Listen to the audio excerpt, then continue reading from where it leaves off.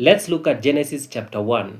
You see, from verse 1, it says, "In the beginning, God created the heavens and the earth. The earth was without form, and darkness was upon the face of the deep. And the Spirit of God was hovering over the face of the waters." So if this was the earth, there was waters all around it. And the Spirit of God was hovering over the face of the waters. Not inside the waters, but over the face of the waters. Now, verse 3, it says, "Then God said, Let there be light, and there was light. And God saw that the light was good, and God divided the light from darkness. God called the light day, and the darkness night."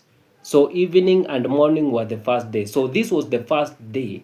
God just said, "Let there be light." And of course, there were part that had light, and there was part that had darkness. He called the light day, and the darkness, he called it night. Now, day 2.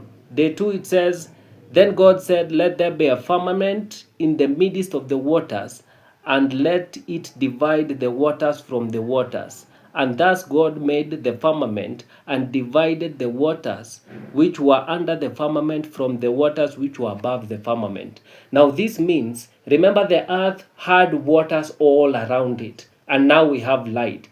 So in day 2, God said, "Let there be a firmament." And this firmament, he called it the heavens.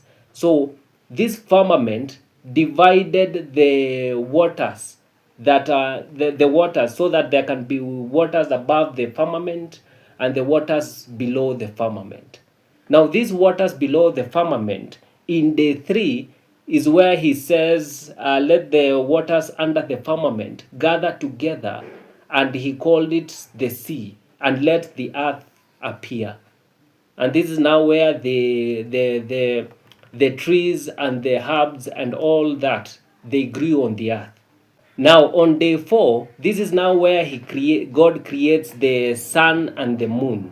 And the Bible says that God placed the sun and the moon inside the firmament. Remember, this is the earth, and this is the firmament. There is waters above the firmament, and there is waters below the firmament. These waters below the firmament, he called it the sea. And we also have the earth, which has vegetation in it.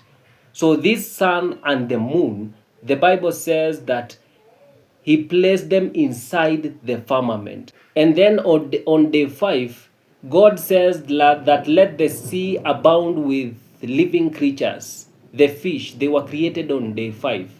And then he also says, this is now on verse 20, he says, "Let the waters abound with abundance of living creatures, and let the birds fly above the earth across the face of the firmament of the heavens." Now, if this is the earth and this is the firmament where the sun and the moon are, the Bible says that the birds flew above the earth across the face of the firmament. Across, not inside the firmament, but across the face of the firmament. Above the earth, but across the face of the firmament. So in between here, where the atmosphere is. So according to me, I think that space does exist, but not in the way that we have been taught. Anyway, that is Genesis chapter 1. Let me know what you think in the comments.